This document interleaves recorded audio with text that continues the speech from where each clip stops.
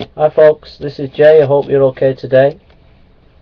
We're looking at the issue of extraordinary claims require extraordinary evidence, and I just want to ask 4 questions. And these questions can be found on a lengthy article which goes into detail about that statement. Extraordinary claims require extraordinary evidence. And first of all, I want to ask, will your presuppositions allow an unbiased examination of the evidence? That's the first question I want to ask you as an atheist. Will your presuppositions allow an unbiased examination of the evidence? So let's say that some evidence is presented to you. Let's say we present the resurrection to you of Christ, and we say there are eyewitness accounts, and we say that there's other verifications of the resurrection of Christ, indirect and direct evidence. Okay? Are you able to allow an unbiased examination of the evidence? And I would say that you're not able to do that. I would say that you have presuppositions that stop you from accessing any information that will be presented to you.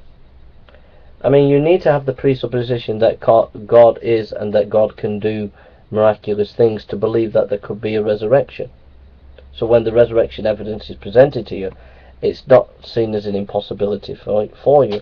But if you already don't believe in God, you're not going to believe in any resurrection, no matter how much evidence is presented to you. So presuppositions have a massive impact on we view evidence. So in other words, the atheist is naive as to his own blind spots on the issue. That's the first thing. Secondly, what would qualify as extraordinary evidence? I mean, if I ask you now, what extraordinary evidence are you looking for as atheist? And the chances are that most of you will not be able to give a reply to that. So it's a pretty disingenuous position to take, to say you've got to show us extraordinary evidence, when in your own mind you've absolutely no idea what evidence you're looking for. You cannot expect someone to provide something that you haven't even got any idea about what you want providing. It's kind of crazy. Thirdly, what criteria is used to determine what is extraordinary evidence? I mean, who decides what is extraordinary evidence? Who gets to decide? You? A group? A committee? Where is the objectivity in that? Be interested to know as atheist, from an atheist perspective. And then, fourthly, are the criteria for extraordinary evidence reasonable? I mean, is it reasonable to demand extraordinary evidence and the criteria that would indicate? In other words,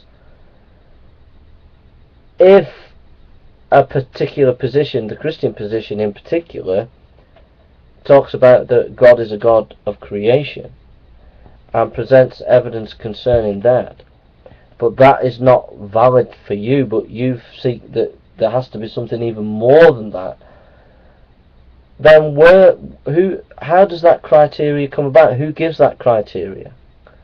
And is it really reasonable? It seems to be unreasonable to me, because you can only give evidence concerning the nature of the case. If the nature of the case defines the evidence, and your position presumes an unimaginary nature of the case. In other words, you presume some kind of idea of God in your own position that would require some extraordinary evidence. But for the Christian, the nature of the case is this, is that they believe in a personal creator God. So if that's the nature of their beliefs, then they have to provide evidence in relation to the nature of the case. It's like someone who murders someone, and you come along and say that you claim that the person who's murdered claims they haven't murdered someone, and you come along and you say to them, well, that's an extraordinary claim. It requires extraordinary evidence. But it doesn't. It just requires the nature of the case.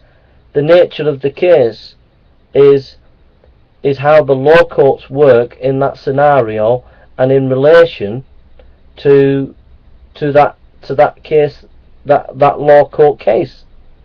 It doesn't need extraordinary evidence. It just needs whatever's required for the law courts in that particular case. Alright? In other words, your understanding is unrealistic about the nature of evidence. And it's consistent with a Christian present evidence in relation to the nature of the case. That they believe that God, for them, is Creator God and a personal God, and they believe Jesus is the Son of God. So that's the nature of the case. So then they have a right to present the evidence concerning that, which for them is a historical evidence that Jesus rose from the dead, with eyewitness accounts of the Gospels and Paul's epistles, etc. And that's reasonable. And you're being unreasonable, demanding something that is not to the nature of the case. That's my pontification on this, and I hope it's a blessing. Please let me know what you think. Please give us your conclusions. Please read the article, and I hope it stimulates debate. Thank you for listening. God bless.